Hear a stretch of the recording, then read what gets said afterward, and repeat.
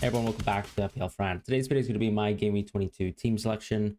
We're looking at still being in the midway point of Gameweek 21. There are some games to be played on the Thursday evening. I'm recording right now on the Wednesday evening after the North London Derby has culminated. Just recorded the cheat sheet as well, so if you're interested in that, feel free to have a look for that first.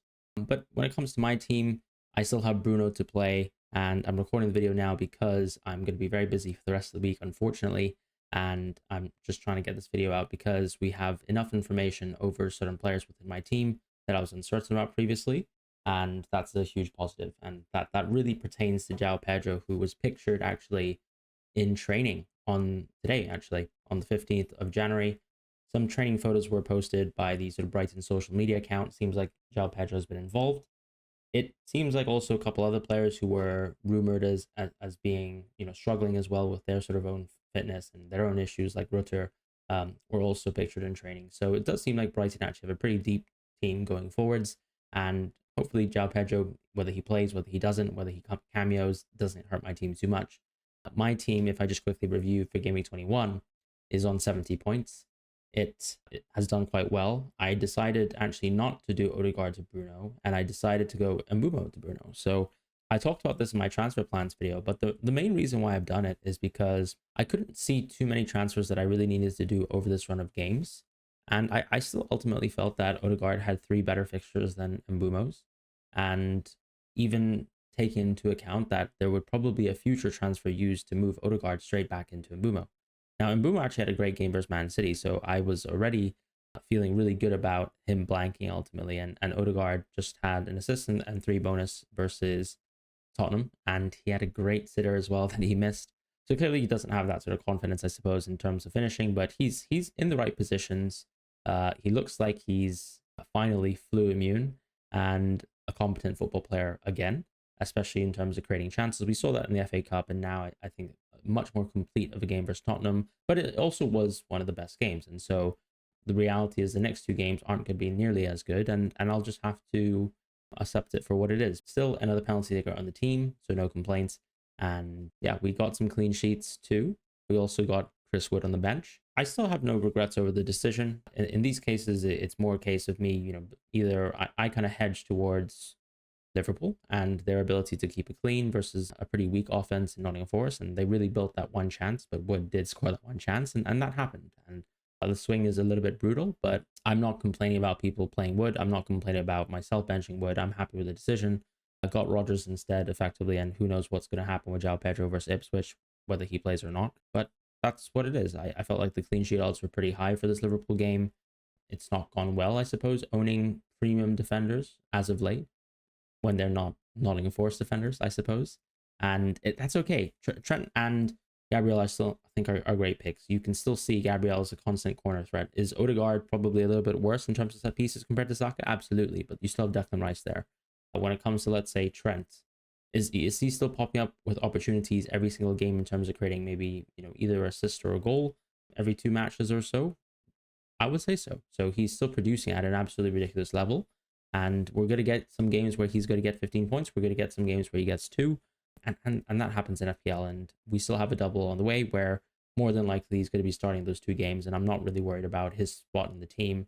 And I'm glad that whole debate is over. And even when I look at, for example, the likes of Hall and Munoz, I felt like their clean sheets were super fortunate, right? Arsenal and Liverpool, in my opinion, probably conceded worse chances and conceded.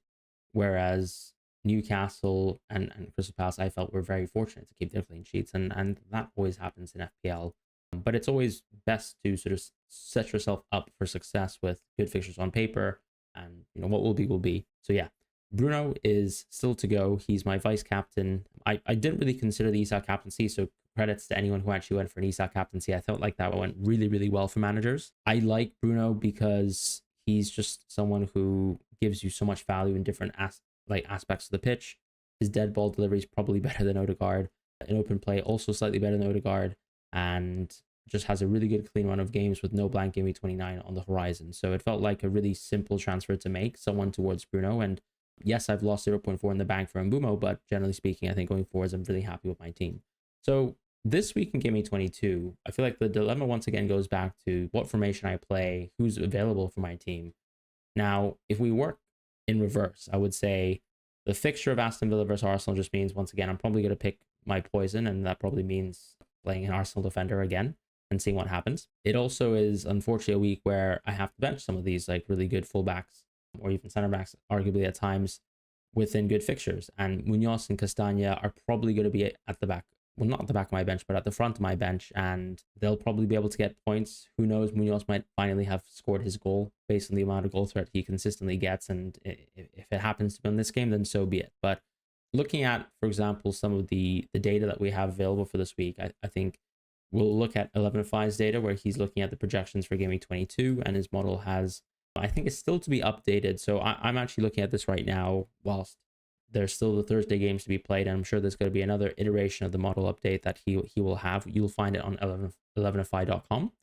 But it's a good fixture overall for City, Chelsea, Newcastle, Arsenal, Liverpool once again. So, I mean, this is effectively our top offenses anyways, and it's tilted towards that. But it just shows that it's still a pretty good game. Like Liverpool versus Brentford is a good game. Arsenal versus Aston Villa, just because it's a home game, is quite good.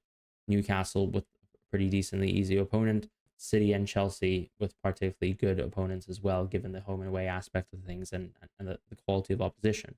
In terms of clean sheet odds, though, very much tilted towards another Arsenal week, slightly better even than, let's say, last week when we compare it to, let's say, the Tottenham clean sheet odds. So a clear week for Arsenal, also a clear week for Nottingham Forest. I am not invested into the Nottingham Forest clean sheet, but that's going to be that. And unfortunately, Flecken is Flecken, so he will stay in my team. Not too many other good clean sheet odds on display outside of City and Nottingham Forest.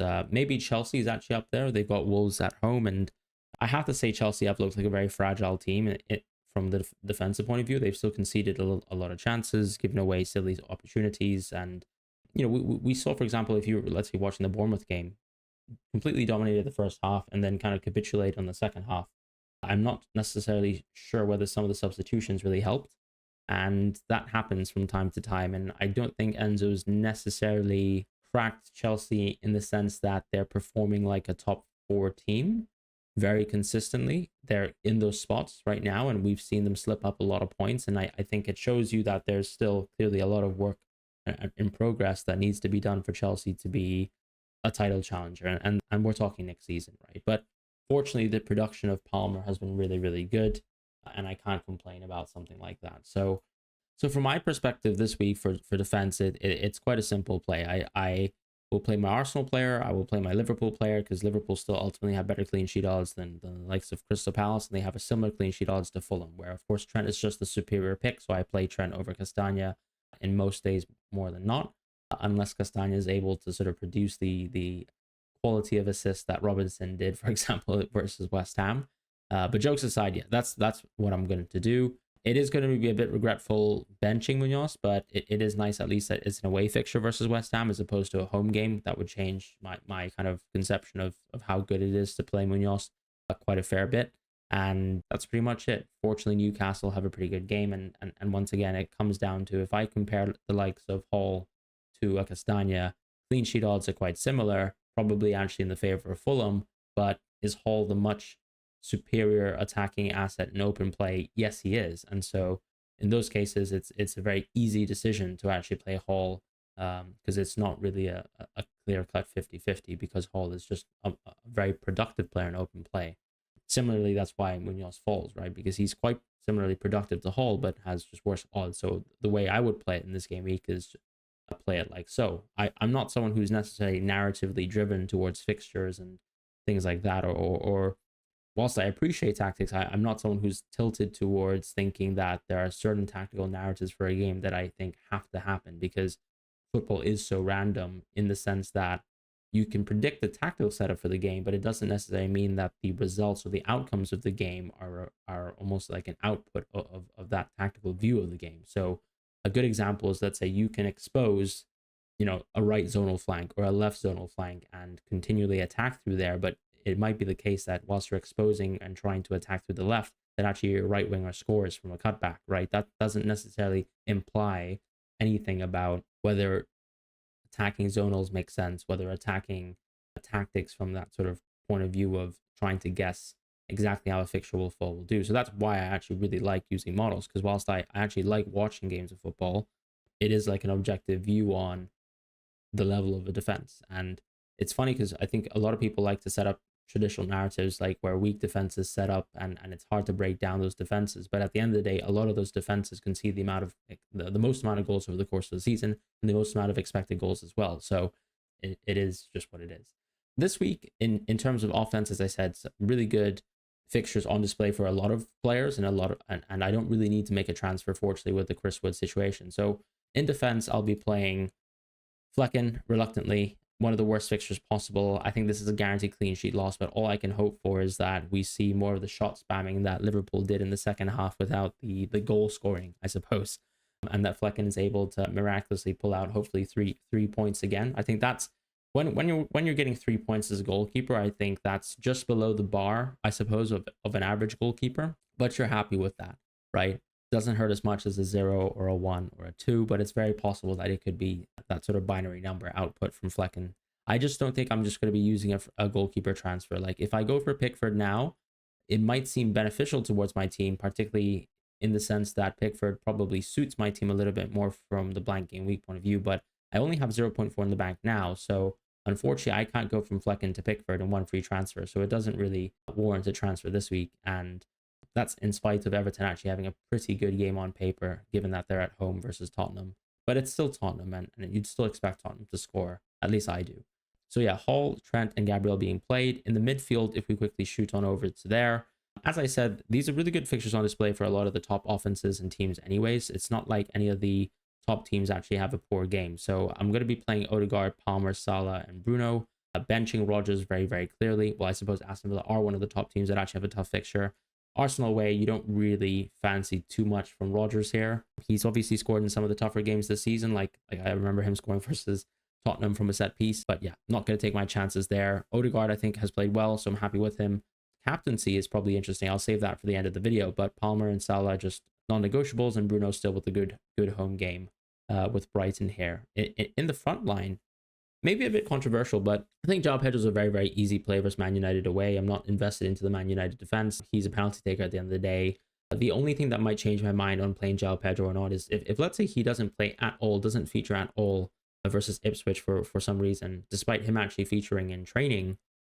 Maybe we don't know the results of training, right? It might be the case that he trained, he felt bad, he has been, rested, for example, for the Ipswich game, and suddenly we land on a position where João Pedro is much more uncertain than at the time I'm recording this video, and I feel quite confident that he's been, in full team training.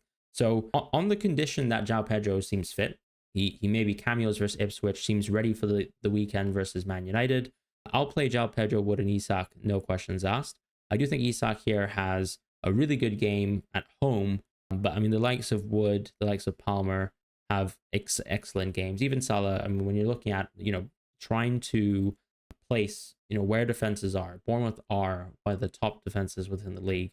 So even though it's a home game for Isak and he's been nuclear hot recently, I still like the chances here with the Palmer captaincy. It's just an infinitely better game versus Wolves, and I'll take my chances here with Palmer as a captain. And I'll probably vice captain Salah because Salah is still Salah, and Brentford are not a very good defense this season, as we've seen, even though I have to reluctantly play Flecken. So begging for saves, expecting my clean sheet to be lost, not captaining Salah.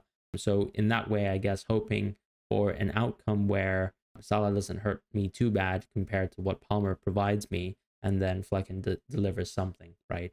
As opposed to nothing. So that's kind of the team if João Pedro seems like he's on the trajectory to be able to play and start versus Man United. Now, what will I do if I think that João Pedro, once again, is not going to be able to feature versus Man United, or we might see reduced minutes like a cameo? I think because it's a Man United away fixture, suddenly the bar for playing him is much lower. And even though it's defenders who have slightly worse fixtures than they did a week ago in Gameweek 21, I will still put João Pedro probably on the second part of my bench, and I just need to make what I would say is close to a 50-50 call here between Castagna and Munoz, right? What we're trading off with Castagna and Munoz this week is a little bit of clean sheet odds in the favor of Castagna for the much improved attacking goal threat from Munoz overall. And in these cases, I think it's quite niche. They're both away. Leicester's clearly the better fixture. I wouldn't say that Fulham have been absolutely airtight, but when you actually look at the expected goals conceded over the course of the season, they've been very impressive. And I think the game like West Ham, or recent games like West Ham, slightly don't color how good that they've been as a team. So when you look at the expected goals conceded for that game, it's only been one, whereas Crystal Palace actually conceded a lot more versus Leicester.